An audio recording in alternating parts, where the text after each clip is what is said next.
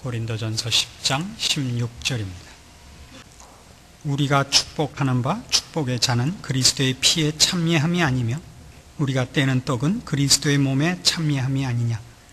떡이 하나요 많은 우리가 한 몸이니 이는 우리가 다 한 떡에 참여함이라. 육신을 따라 난 이스라엘을 보라. 제물을 먹는 자들이 제단에 참여하는 자들이 아니냐. 그런즉 내가 무엇을 말하느냐. 우상의 제물은 무엇이며 우상은 무엇이라 하느냐. 대저 이방인의 제사하는 것은 귀신에게 하는 것이요 하나님께 제사하는 것이 아니니 나는 너희가 귀신과 교제하는 자 되기를 원치 아니하노라. 너희가 주의 잔과 귀신의 잔을 겸하여 마시지 못하고 주의 상과 귀신의 상에 겸하여 참여치 못하리라. 그러면 우리가 주를 노여워하시게 하겠느냐. 우리가 주보다 강한 자냐. 22절까지 보았습니다. 오늘 우리가 생각하는 고린도전서 10장 16절 이하의 말씀은 우상 제물 먹는 문제에 있어서 그 불가함을 이제 우리 신자들이 참여하는 성찬을 가지고 설명을 하는 대목에 이르렀습니다. 어떤 제물을 먹는다는 것은 그 제물을 바친 그 경배의 대상과 교제함을 뜻하는 것이 일반적인 어쨌든 풍습입니다. 우상이 실존하느냐 그렇지 않느냐를 떠나서 제3자의 눈으로 볼 때는 어쨌든 그 제물을 먹는 자는 그 제물을 바친 그 대상인 신이 있다고 믿는 자로 간주되는 법이다 이겁니다. 그것은 우리 신자들이 성찬에 참여하는 그 메시지 속에도 포함되어 있는 것이기 때문에 우리가 우상 제물에 참여할 수가 없다라고 이제 사도 바울이 설명을 하는 것입니다. 그래서 먼저 오늘 16절, 17절에 있는 이 성찬에 관한 성경적인 뜻과 그 속에 있는 내용들을 분명히 먼저 해보면 우리가 어떻게 우상 제물을 먹을 수 없는가 하는 답이 자명해지리라 생각이 됩니다. 16절에 있는 바와 같이 우리가 축복하는 바 축복의 잔은 그리스도의 피에 참여함이 아니며 우리가 떼는 떡은 그리스도의 몸에 참여함이 아니냐 이렇게 얘기합니다. 근데 이 본문에서 우선 먼저 우상 제물 문제와 연결시켜서 생각하지 마시고 우리가 참여하는 성찬 자체가 그 의미의 핵심이 어느 쪽에 있느냐 하는 걸 먼저 밝힐 필요가 있습니다. 우리가 편의상 1년에 2번, 봄에 한 번, 부활절에 한 번, 추수감사절에 한 번 이렇게 2번에 걸쳐서 성찬식을 합니다만 사실은 성찬식은 좀 더 자주 해도 좋은 예식입니다. 그때 우리는 분명히 떡과 잔을 먹고 마시면서 그것이 그리스도의 몸이요 그리스도의 흘리신 피인 것을 고백합니다. 그러면 그 그리스도의 피에 참여하고 그리스도의 몸에 참여하는 것이 실제적으로 어디에 포인트가 있느냐 이겁니다. 여기서 참여한다는 이 말은 여러분 그 헬라어를 잘 모르시는 분들도 전문가가 아닐지라도 많이 들은 신앙생활을 좀 오래 하셨으면 익히 들은 단어 중에 하나인 코이노니아라는 단어입니다. 이건 그저 교제입니다. 교제한다는 뜻입니다. 서로가 이런 어떤 좀 더 깊은 관계를 맺는 것을 의미합니다. 교제한다 이렇게 생각하면 좋고 영어로는 fellowship이라 이렇게 되어 있습니다. 그러면 누구와 교제를 하는 거냐 이겁니다. 성찬에 참여하는 것이 그리스도와 교제를 하는 겁니까? 신자끼리 교제를 하는 겁니까? 하는 것이 우선 이 성찬에 관해서 우리가 이해해야 될 중요한 물음이 되는 것입니다. 여러분도 한번 마음에 답을 내려보십시오. 괜히 여태껏 생각지 않았던 질문거리를 내게 됐지만 이건 중요한 문제가 내포되어 있기 때문입니다. 우리가 성찬식을 할 때 먹는 떡, 그때 마시는 포도주가 주님과 교제를 하는 겁니까? 아니면 거기에 참여하는 신자끼리 교제를 하는 겁니까? 자, 1번 주님과 교제를 하는 거다. 2번 신자끼리 교제를 하는 거다. 둘 중에 하나엔 손을 드셔야 됩니다. 준비하셨어요? 손을 드셔야 돼요. 이렇게 자기만 알게 요만큼만 듭시다. 어깨 밑으로, 옆 사람 안 보이게. 이걸 해야 여러분들 답을 제가 볼 수가 있어서 그래요. 주님과 교제하는 것이다. 이 늦게 드는 사람은 이유를 모르겠어요. 좌우를 살피고 성도끼리 교제하는 것이다. 다수결에 의하면 지금 앞에 게 맞는 것으로 됐지만 불행히도 뒤에 게 맞습니다. 이건 매우 중요한 문제가 돼요. 우리가 일반적으로 생각하면 분명히 여기 있는 표현같이 그리스도의 피에 참여하고 그리스도의 몸에 참여한다고 되어 있어서 주님과의 교제로 되어 있지만 그 표현이 그러면 어떤 문제가 생기느냐 하면 천주교식 성찬이 되는 거죠. 그 성찬이 화채설이 되는 거죠. 먹을 때 실제로 그것이 주님의 피와 주님의 살이 된다 라는 식의 발상이 나오게 되는 겁니다. 그래서 그 의식 자체가 어떤 신비하고 독특한 어떤 일이 되어버린다고요.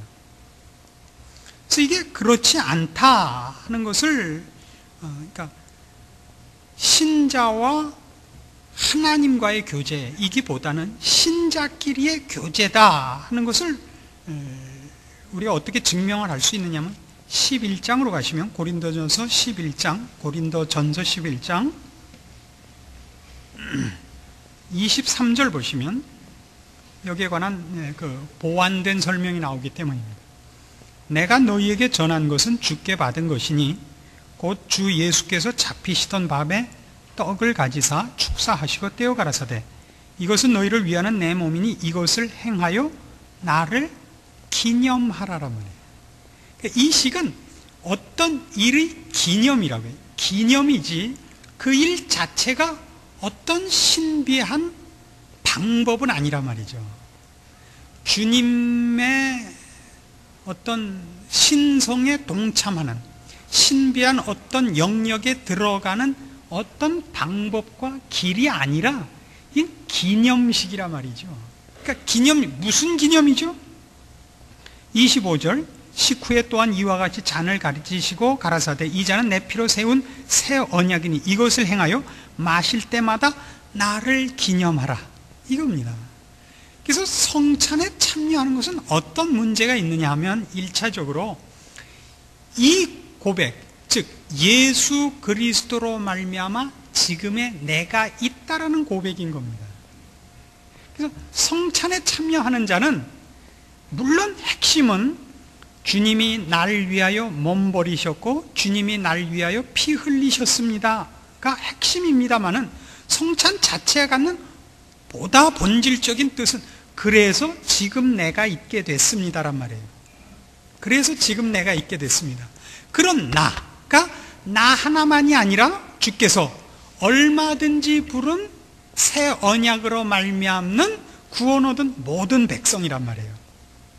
그래서 성찬식에 참여하는 사람들이 나를 위하여 죽으신 예수 그리스도의 죽음, 대속을 기념하는 것이지만 실제 교제는 그걸 통하여 주님과 내가 교제가 되는 것이 아니고 주님과 나와의 교제는 오히려 주님의 죽으심이 나를 중생케 하여 주님과 영적인 교제를 가능케 한 것이고 이 식은 기념식이란 말이죠. 주님이 우리를 새 사람 만들기 위하여 대신 죽으셨다를 기념하는 것으로서 기념식에 참여한 사람들이 같은 동지라는 것이 드러나는 식이기 때문에 이 교제의 보다 핵심적인 대상은 신자끼리가 되는 것입니다. 이해하시겠죠? 그래서 그럼 여기 오늘 고린도전서 10장식으로 얘기를 하자면 어떤 문제가 되느냐면 17절 떡이 하나요 많은 우리가 한 몸이니 이는 우리가 다 한 떡에 참여함이라 라고 얘기함으로써 우리가 하나라는 걸 얘기하는데 초점이 있단 말이에요. 우리가 다 예수 그리스도에게 참여한 자다. 예수 그리스도로 말미암아 지금의 나가 된 자다 이거예요.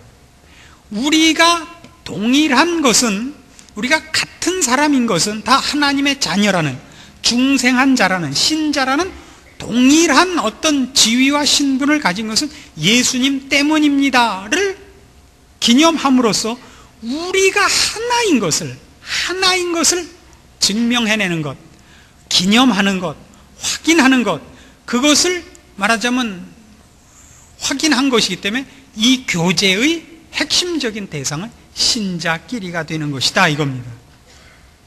그래서 성찬식 자체를 신비화하지 말자 이거죠. 예수 그리스도로 말미암아 내가 있다. 그리고 예수 그리스도로 말미암아 내가 나 된 것 같이 얼마든지 주께서 은혜를 베푼 사람들이 여기 있다 이겁니다. 그래서 성찬은 제사가 아닌 것이죠. 성찬은 제사가 아니죠. 예수 그리스도로 말미암아 새로운 생명을 얻은 성도들이 이러한 복과 생명이 주어지게 된 예수 그리스도의 대속을 믿음으로 되돌아보며 갖는 교제인 것입니다. 제가 잊을까봐 이렇게 써놨어요. 핵심 되는 것들을 여러분이 자꾸 음미해 주셨으면 좋겠어요. 그러면 뭐가 문제가 되느냐 하면 이제 교회를 생각해 보세요. 교회란 우리가 신자들이 몇 개 안 되는 아는 헬라어 중에 하나 아는 거죠. 교회란 에클레시아라고 알죠. 세상에서 불러냄을 받은 자예요. 이 교회란 말이에요. 즉 세상이라는 어떤 신분, 어떤 모임 속에 저들의 뭐라 그래야 돼? 갑자기 이게 귀국한 지 얼마 안 돼서 한국말이 생각이 안 나. 저들의 커뮤니티에서 하나님의 백성으로 불러냈단 말이에요. 저쪽과 다른 족속이란 말이에요. 이제부터는 이게 교회거든요. 그러니까 교인이, 즉 신자가 절에 가 앉아서 절밥을 먹고 있으면 오해를 할 수밖에 없죠. 그는 분명히 거기로부터 결별하고 하나님이 그의 백성으로 따로 모은 집단인데, 이 집단에 소속된 자가 저쪽과 구별되어 있는 집단이거든요. 이 집단이. 근데 그 구별해야 되는 그 대상의 반대편에 있는 집단에 가는 거는 이쪽 집단의 불러냄을 받은 자로서는 해서는 안 되는 일이란 말이에요. 불러냄을 받았다는 게 뭔지 모르는 거 아니에요? 그러니까 지금 이 성찬을 예를 들어서 사도 바울이 하고 싶은 얘기는 뭐냐면, 성찬에 참여한다는 건 뭐냐 말이에요. 그건 우리가 예수 그리스도로 말미암아 하나님과 등지고 살고 하나님의 진노 아래 있던 그런 집단으로부터 이제 불러냄을 받아서 새로운 사람들, 새 종족, 새 생명을 가진 자, 즉 하나님의 자녀라는 집단으로 불러냄을 받은 그 소속된 자인데, 그 사람이 어떻게 저기와 구별되어 부름을 받은 자가 그 구별을 깨는 짓을 할 수 있겠느냐? 이것이 우상 제물을 겸하여 가질 수 없다는 근거가 되는 것입니다. 그러니까 우리는 이 문제 속에서 어떤 핵심을 보느냐 하면, 신자란 결국 뭐냐? 왜 다른 그런, 우리 앞에서 한식으로 얘기하면 우상은 없는 거 아니에요? 우리가 이 고린도전서 8장 서두부터 시작할 때 고린도전서 8장 4절에서 그런 얘기가 있었어요. 우상은 없어요. 신이란 하나님밖에 없어요. 그 우상은 없는 거니까 없는 걸 있는 걸로 알고 있는 건 무지에 관한 문제지 딴 문제가 아니지 않느냐라고 얘기할 수 있지만, 우리가 그런 자들의 무지와 하나님이 있는 줄 몰라서 그 무지함에 빠져 있는 집단에 하나님이 있는 줄 아는 집단에 소속된 자로서 그 우상이 있느냐 없느냐를 떠나서 하나님이 있는 줄 모르기 때문에 우상을 섬기는 집단, 우린 하나님이 있는 줄 이제 아는 집단, 그래서 저들과는 분명히 대립돼야 되고 구별되어야 되는 집단에 소속된 자로서 하나님이 있는 줄 모르는 집단에 나를 다시 넣어서 이 구별을 스스로 깨는 것은 이 불러냄을 모르는 소치가 된다 이겁니다. 그러니까 처음에 고린도 교회 교인들은 무슨 문제를 가지고 우상 제물을 먹어도 좋다라고 발상을 가진 거예요. 없는 거니까 우상은. 없는 신에게 바친 제물을 먹는 게 무슨 죄냐 이렇게 됐지만 결국 성경이 우리에게 가르치고 싶은 건 뭐냐면 우리의 신앙 행위는 우리 자신의 것만 되는 것이 아니라 우리의 신앙 행위가 제3자의 눈에 하나님을 믿는 자로서의 내적, 외적 증인으로서 가져야 하는 어떤 절제와 구별과 책임이 있다는 것을 가르치고 있는 것입니다. 그래서 결국 이 모든 문제가 어디로 가냐면 덕으로 가는 것입니다. 고린도전서 10장 23절 모든 것이 가하나 모든 것이 유익한 것이 아니요 모든 것이 가하나 모든 것이 덕을 세우는 것이 아니니 누구든지 자기의 유익을 구치 말고 남의 유익을 구하라. 그래서 신자는 결국 남의 눈치를 봐야 되는 겁니다. 어떤 의미에서 남의 눈치를 보느냐? 그 사람의 평가와 그 사람의 어떤 이해에 우리가 장단을 맞추자는 것이 아니라 나로 말미암아 내 형제가 실족지 말게 할 것, 나로 말미암아 하나님만이 온 우주 만물의 주인이신 것을 증명할 것, 이것들이 우리에게 주어진 전도의 차원에서의 제1차적 중요한 책임이 된다 이겁니다. 그런 의미에서 우리는 우상 제물을 먹을 수 없다 이렇게 되는 겁니다.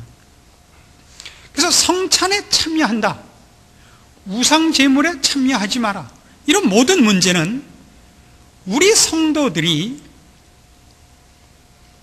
이 세상에서 자기만을 위하여 사는 자들과 구별된 종말론적인 집단인 것을 드러내는 것입니다.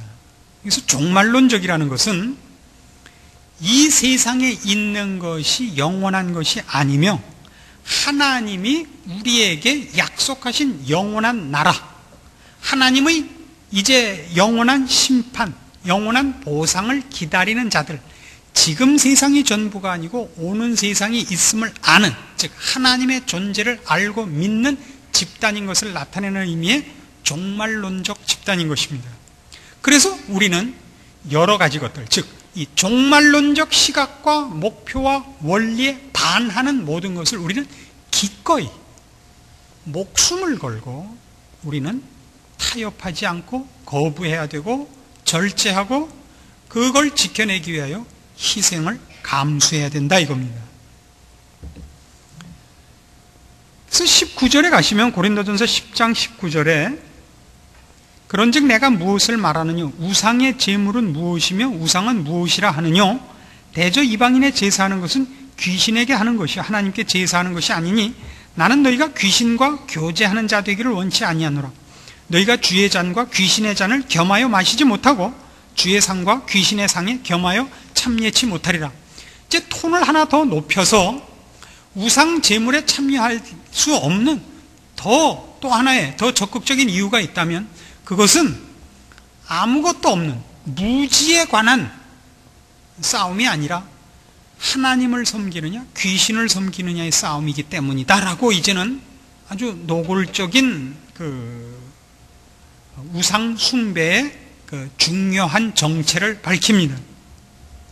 우상은 물론 없는 것입니다. 소를 신으로 섬기는 데도 있고 무슨 태양신을 섬기는 데도 있고 고물신으로 섬기는 데도 있고 그렇지만 그런 신은 없습니다. 그럼 우상을 섬긴다는 것은 없는 것을 섬기는 무지의 소산에 불과하냐? 성경은 그렇게 얘기하지 않습니다. 신명기 32장 가시면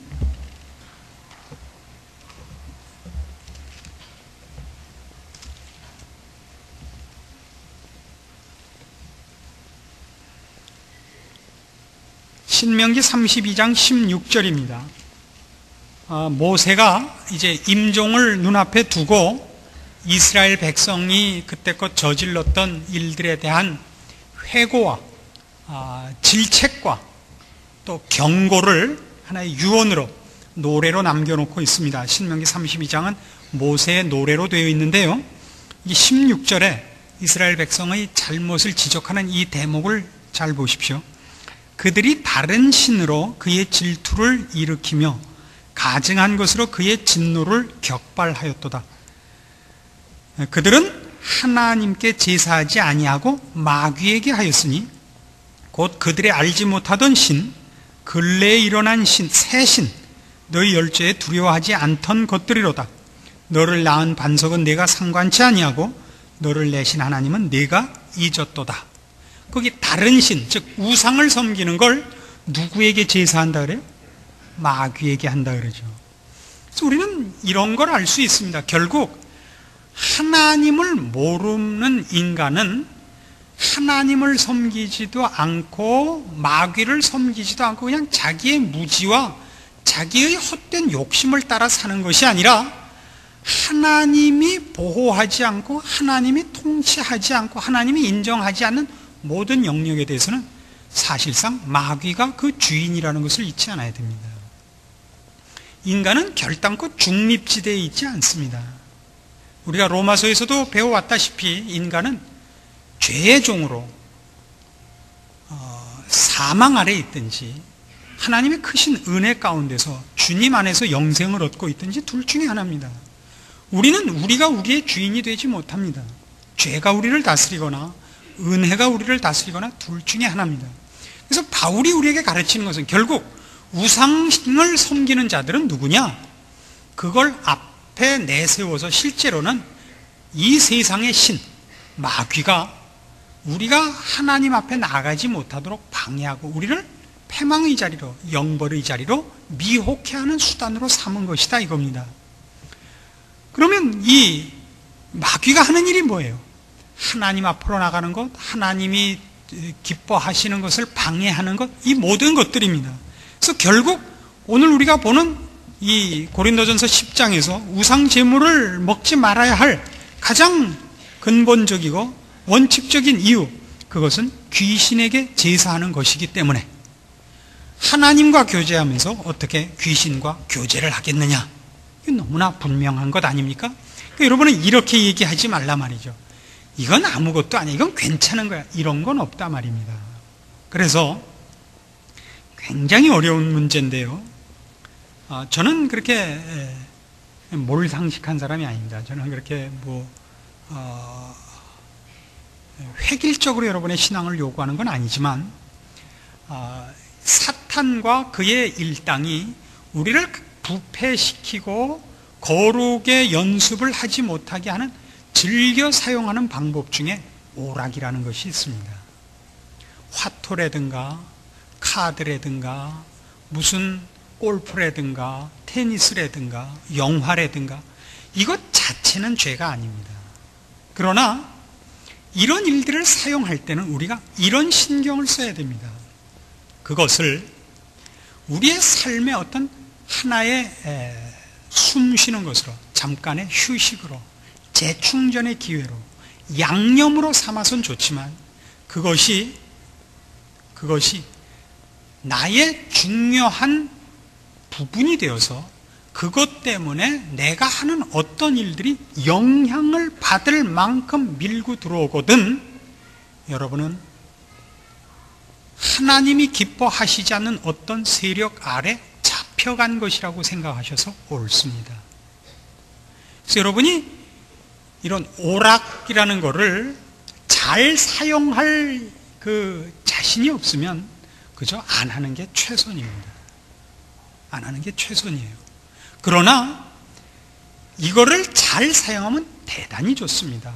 육체의 연습은 약간의 그 유익이 있습니다. 분명히 유익이 있고 우리의 건강을 위하여 육신의 건강뿐만 아니라 건강한 정신을 갖는데도 분명히 유익합니다. 그러나 바울이 말하는 식으로 만일 내가 고기를 먹어서 내 형제로 실족해 한다면 나는 평생 고기를 먹지 않겠다.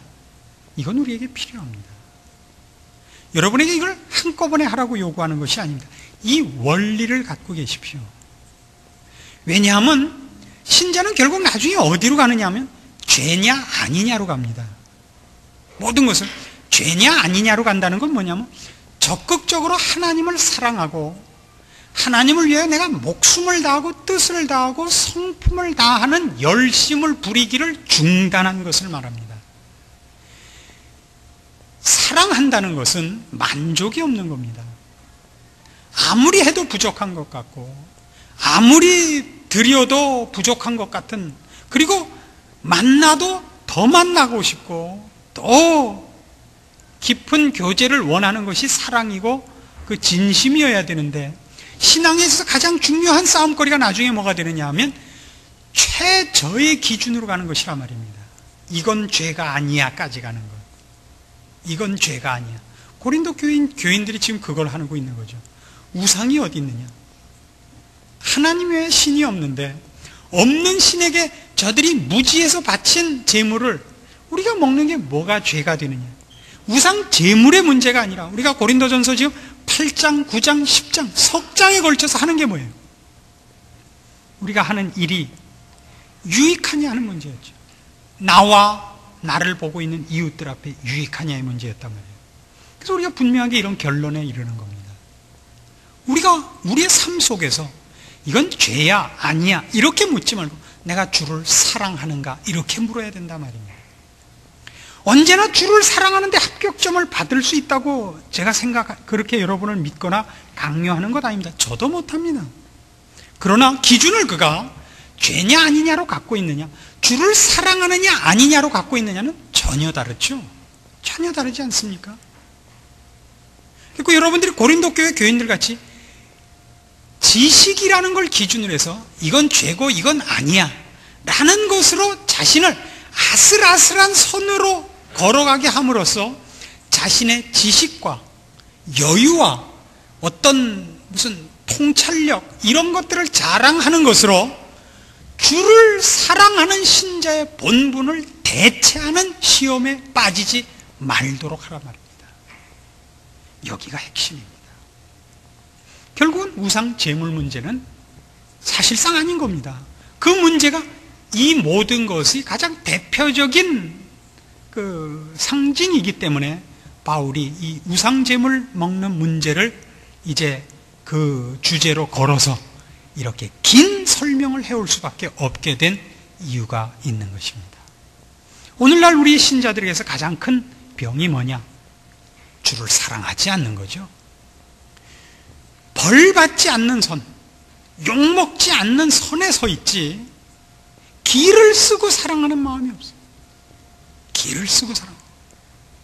그래서 여러분 스스로가 여러분 자신의 신앙을 점검하셔서 여러분에게 말하자면 주를 사랑하는 이 목숨을 다하고 뜻을 다하고 이 정성을 다하는 그 사랑이 식어 있거든. 여러분 하나님 앞에 무릎 꿇으셔서 그 불길을 다시 지펴달라고 하셔야 됩니다. 그것은 우리의 행복입니다. 그것은 우리의 영광이고 신자에 있어서 그것만이 우리의 보상입니다. 다른 것으로 신앙을 보상받으려고 하지 마십시오. 그 어느 곳에도 신자가 만족과 행복과 보상을 느낄 곳이 없음을 여러분 분명히 인식하시고 죄냐 아니냐의 그 맨 경계선에 서서 아슬아슬한 절벽 위를 걷지 마시고 주를 사랑하는 깊고 풍성한 주님의 품으로 달려들어오는 열심과 자기 분발과 자기 채찍질이 여러분에게 꼭 있고 그래서 신자된 기쁨을 여러분 꼭 누리시는 모두가 되기를 권합니다. 기도하십시다. 하나님 아버지 은혜를 감사합니다. 우리를 하나님이 지극히 사랑하셨습니다. 하나님이 이처럼 우리를 사랑하셨다고 했습니다. 우리도 주를 사랑하게 하옵시고 우리의 마음에 주를 사랑하는 기쁨을 넘치게 하사 신자된 특권과 영광을 우리로 체험케 하여 주시옵소서. 우리의 찬송에 힘을 더 주시고 우리의 기도에 더 큰 열정을 주시오며 우리의 삶에 주의 영광을 드러내고픈 열심으로 채우사 우리로 힘있게 우리의 인생을 주를 위하여 힘써 살게 하사 지칠 줄 모르는 신자의 삶을 누리게 하여 주시옵소서. 감사와 찬송과 그리고 승리와 그리고 우리를 지켜보는 모든 눈들 앞에 우리를 사랑하시는 주를 사랑함과 주의 영광이 높이 드러나는 삶이 되는 그런 소원과 그런 노력과 그런 열매만을 채워주시옵소서. 예수님의 이름으로 기도합니다. 아멘.